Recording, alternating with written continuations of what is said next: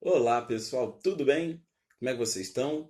Vamos começar hoje. Teve um pequeno atraso por causa de questões técnicas aqui, que a gente estava tentando fazer uma transmissão também pelo YouTube, mas deu um probleminha, um pequeno erro, então eu deixei para lá e estou aqui com vocês. Vamos trabalhar hoje a questão da ludicidade e as competências digitais da BNCC. Primeira coisa, o que é ludicidade?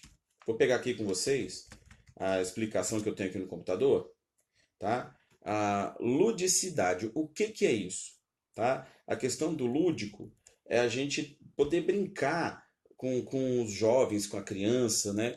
Fazendo até de forma pedagógica um aproveitamento. Né? O dicionário tem aqui, ó, ludicidade, forma de desenvolver a criatividade, os conhecimentos através de jogos, música e dança.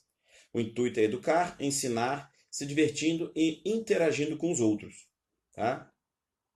Então, o primeiro significado do jogo é o de ser lúdico, ensinar e aprender se divertindo, tá? Isso está no site Dicionário Informal, tá? Então é interessante a gente ver desse lado primeiro a questão da ludicidade. Como que eu posso utilizar as brincadeiras de uma maneira instrutiva, educativa, de uma maneira pedagógica, tá?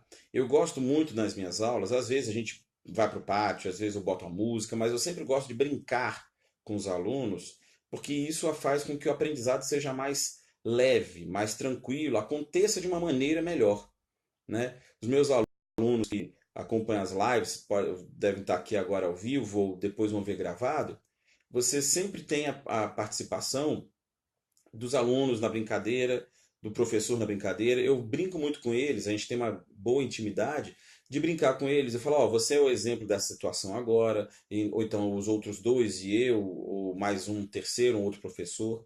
Então é sempre a gente brincar, fazer o lúdico, montar um jogo em sala de aula, né? Como eu fiz há uma semana com alguns alunos, em breve vai estar pronto para vocês, eu estou editando. Eu fiz uma simulação das batalhas da Primeira Guerra Mundial, né? Então, eu coloquei os grupos divididos entre Tríplice Aliança, Tríplice Entente e começaram as batalhas referentes ao período da Guerra de Trincheiras, né?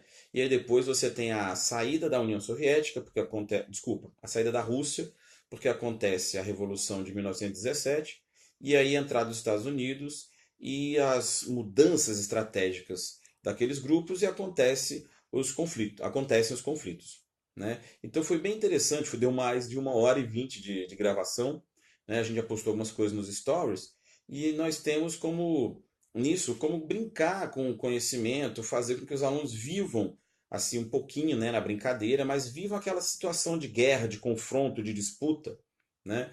Um dos vídeos que a gente colocou nos stories também foi de que os alunos falaram, três alunos, o Davi, a Giovana e o Eduardo, falaram: olha, foi muito legal, a gente aprendeu brincando, vamos aplicar isso nas aulas, nas provas. Então é uma forma interessante da gente fazer com que os alunos aprendam, né? Porque a função dos professores é essa, né? Fazer com que nós, professores, consigamos ensinar os alunos e eles aprendam, não decorar. Porque a pior coisa do mundo é fazer o aluno decorar, tá? É péssimo, o aluno decorar é muito ruim, porque ele vai decorar para a prova de hoje, amanhã ele esqueceu, né? E você tem que buscar sempre fazer a compreensão daquele assunto, fazer com que o aluno compreenda, entenda aquele conteúdo, qualquer que seja. Se eu vou falar sobre a Primeira Guerra, um jogo desse, uma brincadeira dessa, um jogo mesmo, que fosse um War, né, o jogo mais clássico de todos os tempos de batalha, fazer o grupo de cá, o grupo de lá, com um objetivo definido, que seria conquistar a União Soviética ou a Europa. Né? Então a gente fazer com que os alunos criem estratégias, ou fazer um jogo tipo Batalha Naval. Então é sempre utilizar a ludicidade de uma forma instrutiva, de uma forma educativa. Né? Fazendo com que os alunos consigam entender, os estudantes consigam entender aquele conteúdo de uma maneira melhor. Que é muito chato o professor ficar só falando daquela forma monocorde e tal, que ninguém aguenta, né? E a questão das competências digitais, a gente tem também ah, algo muito importante, é o futuro. É o futuro do mundo. Tá? As competências digitais são o futuro dos nossos alunos. Nós vamos passar e eles vão estar aqui. Então, se a gente consegue educá-los com competências digitais, que eles sejam capazes de viver no mundo digital, é extremamente interessante, né? A questão da cultura digital. Alguns verbos que eu tenho aqui, que até foi tema de uma outra aula nossa, né? Algumas ideias. Valorizar, apropriar-se desse conhecimento, né? Possibilitar as competências, né, da cultura digital permitem com que você possa se apropriar de algo, no sentido de eu posso me apropriar do meu próprio conhecimento. Eu tenho conhecimento e eu vendo ele para um empregador. Com a cultura digital, eu não preciso mais me vender a minha força de trabalho para um terceiro. Eu me aproprio dessa força de trabalho e vou trabalhar com as tecnologias, programação, lives, transmissões na internet, de vídeos ao vivo ou gravados que vão monetizar. A gente tem aí vários YouTubers, o Felipe Neto, o Whindersson Nunes, que ganham muito dinheiro utilizando muito bem a questão da cultura digital, né? Então a gente consegue fazer essas questões até de ganhar dinheiro com a internet. Entender como funciona essa tecnologia digital, né, as questões de internet, de celular, de redes sociais, né, fazer algo que você tem interesse com as redes sociais e com a tecnologia, né, desenvolver coisas diferentes. Né, o Uber, o Waze, surgiram de demandas que às vezes as pessoas percebiam, mas a população no geral não sabia nem que existia. Né? Então a população, o criador percebe, é interessante eu criar um aplicativo em que as pessoas utilizam os próprios carros para poder oferecer transporte e ganhar dinheiro com isso. Eu também ganho. Então, e o cara só criou um aplicativo para fazer o gerenciamento disso tudo.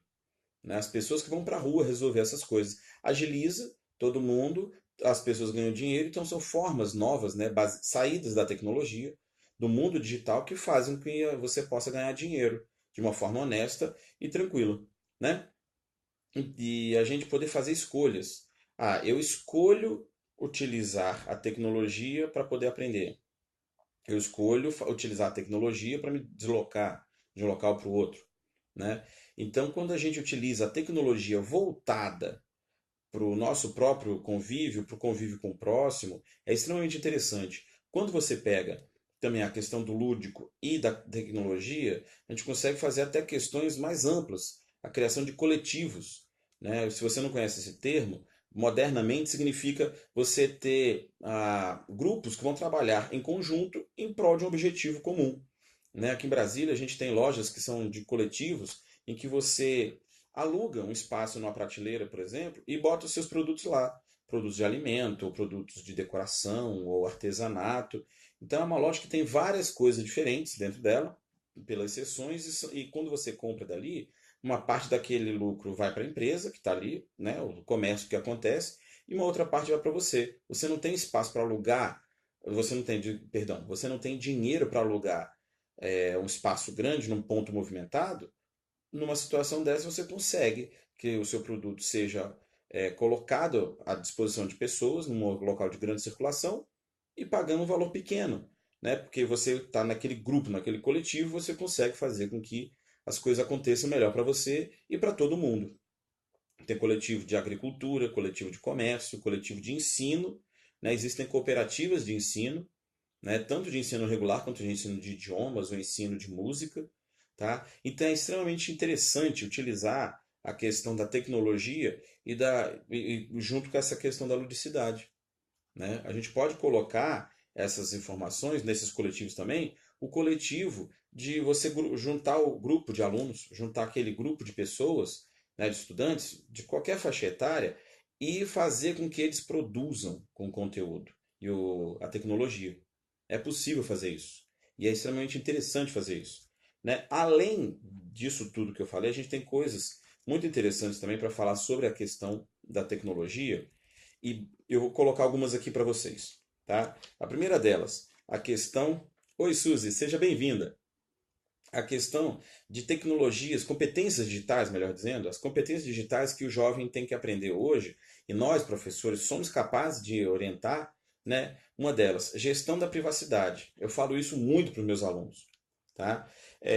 Os adolescentes, né, que mandam foto, mandam mensagem uns para os outros, é extremamente preocupante que eles possam mandar conteúdo indevido para alguém e um terceiro publique isso, né? O jovem acha, não vai ter nada comigo não. Aí a namorada ou o namorado manda um nude e essa imagem acaba rodando o mundo, alguém vaza para a internet, aí a pessoa que recebeu manda para um outro, mas não manda para ninguém não. Daqui a pouco está em sites indevidos, né?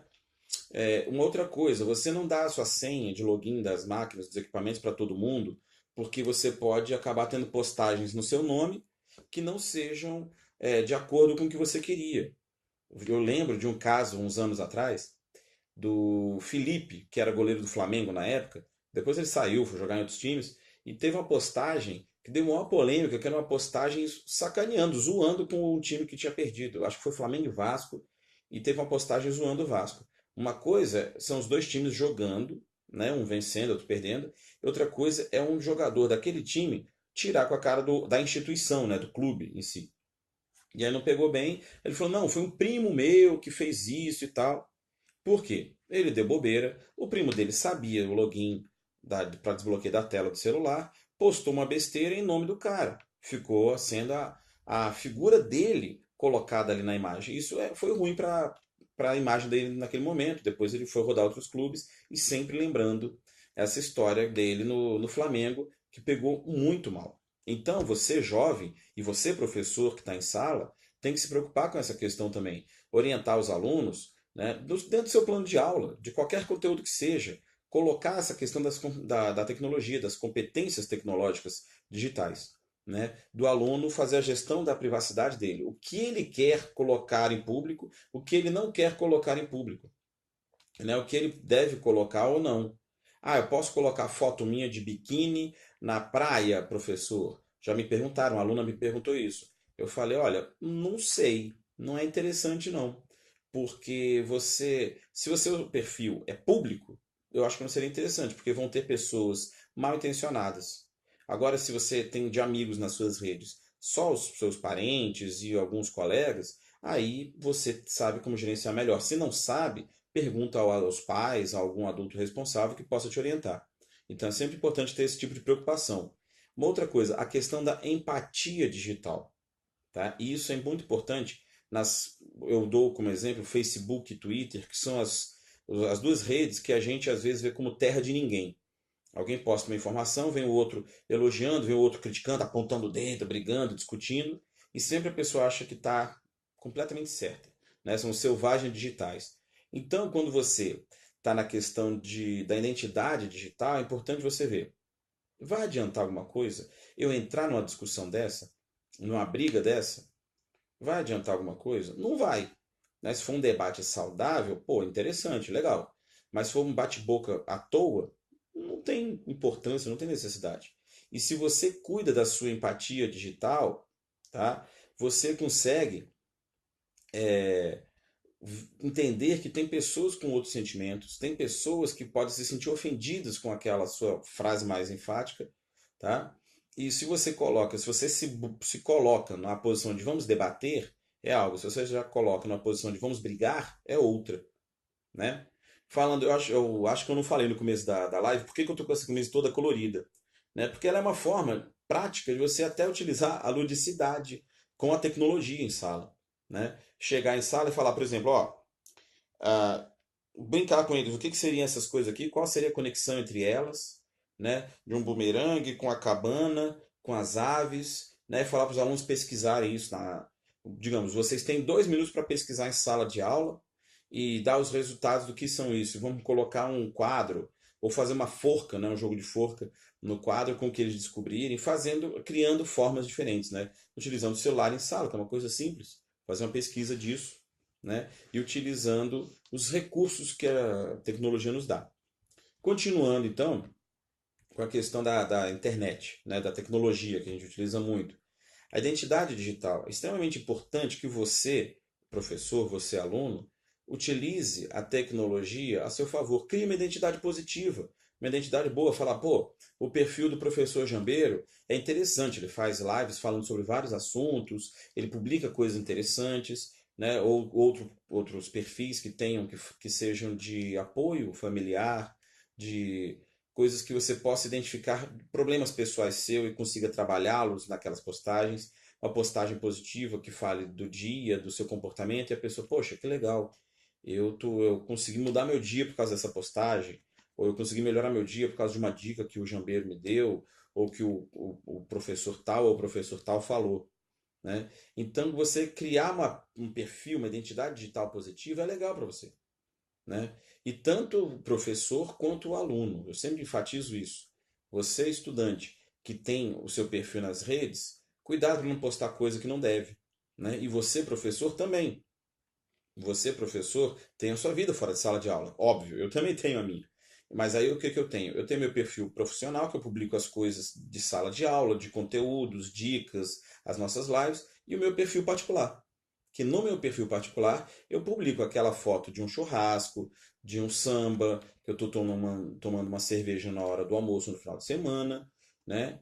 E aí são coisas diferentes, universos diferentes, que aí você não tem problema de uma identidade visual tecnológica entrar na outra e te prejudicar, certo? A outra coisa, pegadas digitais, isso é muito importante, tá? Só um instantinho que eu vou tomar um gole d'água aqui.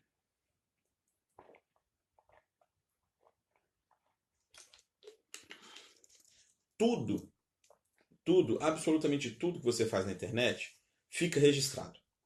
Lembra aquela história de João e Maria?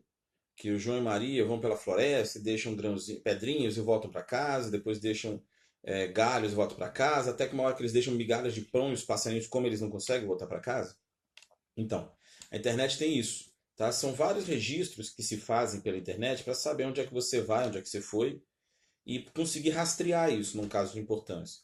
Quando você vai para a Deep Web, na internet profunda, você tem vários crimes acontecendo ali, porque ali não deixa pegada. É muito difícil conseguir achar as pegadas e normalmente você tem pessoas da polícia infiltradas nela para poder descobrir quem está fazendo o que, conseguir as provas e prender as pessoas que cometem crimes, né? Então, nós, pessoas normais, temos as nossas pegadas digitais. Então, que faça com que você tenha pegadas digitais boas, né?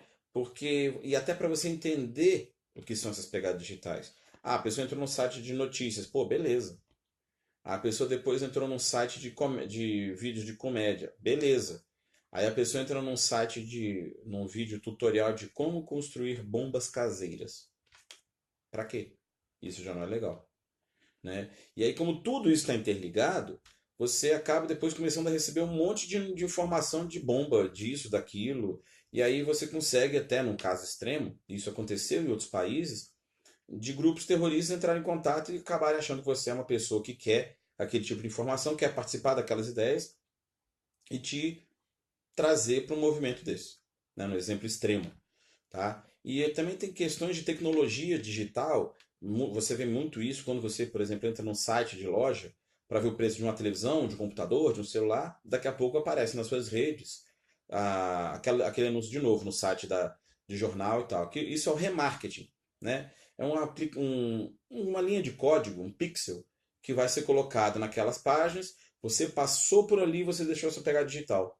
Aí aquelas páginas de venda, de comércio, vão lá, pegam a sua identidade digital, trazem para eles e ficam te bombardeando com aquilo para que você compre alguma coisa, né? Então é importante você tomar cuidado com as suas pegadas digitais, tá? Entender como que você vai trabalhar isso no seu no seu dia a dia, onde você vai entrar na internet, onde você vai pesquisar as suas informações na internet, né? Onde você, professor, vai buscar os dados para suas aulas e onde você, aluno, vai fazer pesquisas para os seus trabalhos. E aí, Caio, beleza? Tranquilo? Seja bem-vindo. E aí, assim, outra coisa, a gestão de tempo, que é muito importante, eu falo isso para todos, tá? O aluno que fica 3, 4 horas no WhatsApp, no Facebook, Pinterest, Tumblr, e sei lá mais quantos que tem, Snapchat e tal, e acaba deixando o dever de casa para a última hora, de estudar para a última hora e faz de qualquer jeito aquele trabalho e não aprende, né? A gerenciar o tempo. Vai utilizar as redes? Beleza. Programa um tempinho para você, um alarme, 20 minutos, e vai fazer as atividades. Estudar. Ou então estude e depois vai para as redes. E para o professor, isso acontece com a gente também. Né? Nós, professores, a gente às vezes pega um telefone para mandar uma mensagem para alguém e fica meia hora na rede social se distraindo. Né? Ou pega um tablet para fazer uma leitura de um texto que você deixou ali, mais 20 minutos numa rede social. Tá? Então a gente tem cuidado com a gestão de tempo, porque a gestão de tempo, se não bem trabalhada, ela pode acabar se tornando um vício. Você ficar viciado de acordou de manhã cedo, já pega o celular, já vai vendo as redes, já vai lendo notícias, fica 15 minutos deitado, vendo as coisas, nem levantou. O quarto está todo escuro, mas tá aquela luz lá brilhando no seu olho. Então, também aprender a gerenciar o tempo que se está utilizando essas tecnologias, porque a gente precisa viver no mundo físico, né? Não é só o mundo virtual, tá? Cyberbullying. É muito importante esse assunto. A gente saber como trabalhar isso. Não faça cyberbullying. Se vê alguém sofrendo isso, denuncie, tá? Porque o cyberbullying, o bullying normal, você pelo menos tem ideia de quem seja. Normal assim, digamos, o entre aspas, tá? Muitas aspas, o comum em sala de aula e você sabe como fazer para combater esse bullying. Porque você tem aluno, você tem o nome do aluno, é o João, é o Pedro, é o Francisco, é a Maria, é o Raimundo. No cyberbullying pode ser dezenas, centenas, milhares de pessoas. E aí, velho, beleza? Tranquilo, Elton? Seja bem-vindo. Então, a gente tem a questão do cyberbullying, é muito mais amplo. O cyberbullying é muito mais complicado, muito mais denso, muito mais complexo. Então, não faça e busque evitar que aconteça. Se você viu alguém praticando o cyberbullying, denuncie, porque é crime. Tá? E é muito complicado, até a questão dessa tecnologia, como a gente falou no começo da live, que pode acontecer de alguém muito mal intencionado pegar o rosto de uma pessoa, colocar numa imagem ou num vídeo com um fundo ruim, com uma história ruim, às vezes pegar o rosto de uma pessoa, colocar num vídeo pornô, e aí denigre a imagem da pessoa. Né? Às vezes a edição é muito bem feita, e aí coloca numa situação constrangedora. E aí a pessoa está sofrendo o cyberbullying ali, muitas vezes as pessoas não aguentam essa pressão, dessa mentira, que é o cyberbullying, e se matam. Então olha as consequências do que pode acontecer. O que as pessoas falam, ah, mas essa é uma brincadeira. Não, não é brincadeira. É algo muito sério, tá? Então, não faça o cyberbullying e combata isso. Denuncie para que as coisas, para que esse tipo de crime acabe, tá? Pelo menos o que você possa fazer. Ah, mas o que eu vou fazer é tão pouco, mas já é alguma coisa. Não deixa para os outros fazer, certo? Ah, o que mais temos aqui?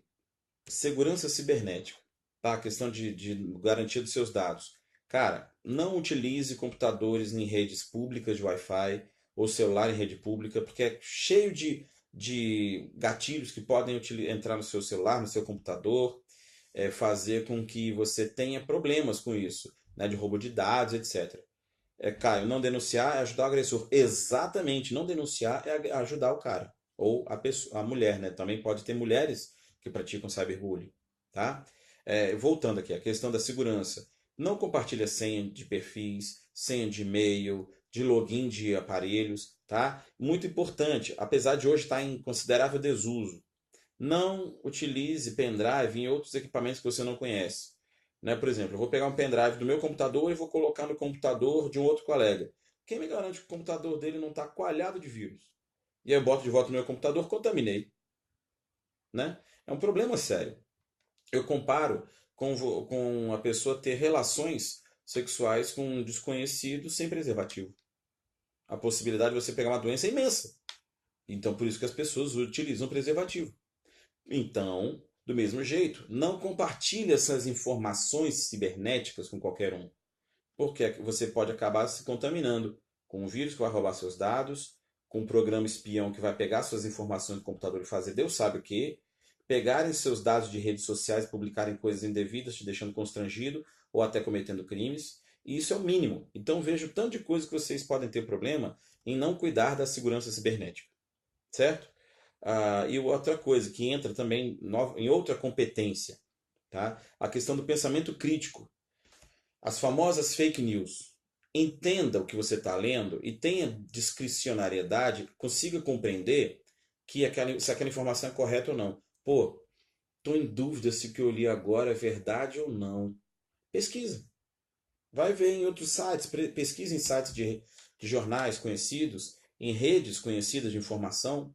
Né? Tem vários perfis no Twitter, na internet, que falam disso. Um que eu encontrei outro dia, achei bem interessante, é aosfatos.org. Eles pesquisam um monte de notícia para verificar se é verdade ou não. Boatos.org é outro que fala, ó, isso daqui é fake news, isso daqui é verdade. Então você tem dúvida? Pesquisa, pergunta. Pergunta para o seu professor ou para a sua professora, para os seus pais. Se eles não têm certeza, eles vão buscar a informação para você. Tá? Ah, e outras coisas também. A questão de diferentes plataformas de trabalho na internet. Tá? A gente tem várias. Uma que eu gosto muito de utilizar é o Moodle, que é um sistema de licença aberta em que você pode adaptar o perfil do jeito que você quiser. Eu, por exemplo, eu tenho uma plataforma de ensino, né, do professor Jambeiro, em que eu tenho um curso lá de ensino de democracia e cidadania, né, que eu tenho feito alguns testes lá. Configurei do jeito que eu queria, o fundo, as cores, o painel de comandos, né? Ela é interessante para utilizar. Outras pessoas utilizam para estudos, o YouTube, o Facebook. Então você tem vários recursos, várias plataformas diferentes para trabalhar. E se você sabe trabalhar em várias plataformas, você está mais preparado para o mercado de trabalho, seja sendo você já adulto ou um jovem ainda, para o futuro do mercado de trabalho. E uma boa parte desse mercado de trabalho do futuro vai ser voltado, que eu digo futuro que já está acontecendo agora, é voltado para a tecnologia. E a programação é uma delas. Hoje, por exemplo, eu sou uma topeira, uma negação em programação. Mas eu tenho colegas que são ases em programação. Um dos meus filhos está doido para fazer um curso porque ele adora isso. Então, como eu sou de uma geração anterior, eu sei mexer bem com as redes, com as tecnologias, mas tem coisas que não entram na minha cabeça como tecnologia de programação. Já os jovens, esse meu filho vai fazer 15 anos daqui a um mês. Daqui a exatamente um mês. E ele sabe fazer programação super tranquilamente. Como se ele estivesse comendo um sanduíche, né? Então a gente buscar também isso, trabalhar a questão das tecnologias, né, programação nesse exemplo, para que saiba corrigir erros, resolver problemas e está disponível. É uma outra palavra-chave, disponibilidade. Está disponível para as coisas que vão acontecer, para os desafios. Tá? Jambeiro, você falou um monte de coisa, mas como é que eu faço, por exemplo, um plano de aula juntando isso tudo que você falou, a ludicidade e as competências digitais? Eu digo um exemplo. Você vai pegar o seu plano de aula e colocar, bem, eu tenho que trabalhar com os alunos sobre o nazismo. Então, como é que eu vou fazer? Vamos fazer uma brincadeira, um jogo, tá? Porque às vezes a brincadeira não é uma palavra que pegue bem. Um jogo em que você vai dividir a turma em alguns grupos. Um grupo vai ser dos judeus e dos homossexuais e dos negros, com a maioria de judeus. Um outro grupo vai ser, um grupo bem pequeno, vai ser de oposição ao nazismo, e um grupo maior vai ser dos nazistas, podendo ter ou não Adolf Hitler nesse grupo. E aí você vai ter essas pessoas do grupo de nazistas tramando as estratégias da solução final, de prender esse monte de gente, levar para as câmaras de gás e torturar. Então você vai fazer com que as pessoas sintam um certo desespero das pessoas que foram para os campos de concentração e morreram, das pessoas que eram caladas por serem minorias, eram abafadas, não conseguiam se manifestar, né, por causa do domínio da mídia pelos nazistas. E aí você vai ter também o grupo majoritário dos nazistas agredindo verbalmente. Claro, você não vai deixar uma briga acontecer em sala, mas fazendo a questão da pressão psicológica e tal. Então, você consegue fazer com que eles trabalhem essas emoções. É importante falar com o colégio, obviamente, né, no planejamento, verificar até a questão da presença de um psicopedagogo, para depois dessa experiência, que pode durar, sei lá, 2 minutos, 5 minutos, aconteça um debate em sala de aula sobre o que eles sentiram, o que eles experimentaram, e em cima disso trabalhar o conteúdo da sala de aula, que já tinham estudado previamente, né, lidos a respeito, e depois aprofundar essas informações, esses conteúdos, o que eles sentiram ali, para realmente não ficar só na questão do livro, aqui de ler o livro, mas eles realmente entenderem o que as pessoas sentiram. É um exemplo de plano de aula, juntando a ludicidade da brincadeira e a tecnologia, em que você vai poder falar da tecnologia que existia na época, você utilizar a tecnologia de hoje, como seria hoje o nazismo, de que forma que aconteceria essa pressão psicológica do nazismo, essa pressão social do nazismo? Pelas redes sociais, pelo cyberbullying, certo? Mandem perguntas aí. Se tiverem alguma dúvida, podem mandar aí que eu espero um pouquinho. Tá bom? Manda aí.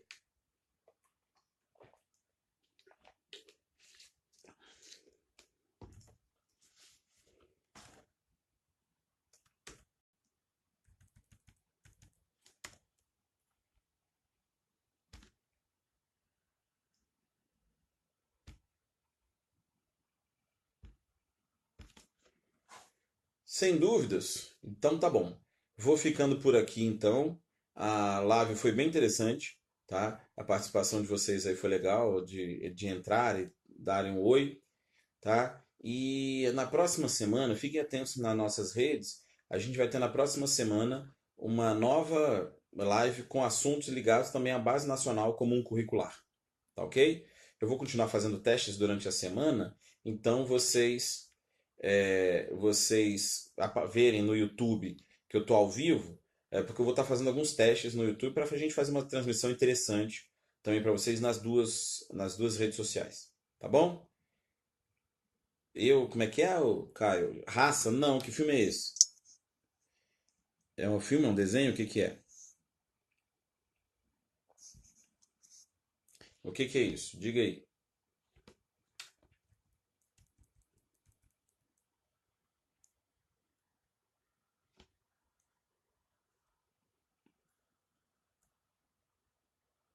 E aí, Vieirinha, tudo bem? Seja bem-vindo.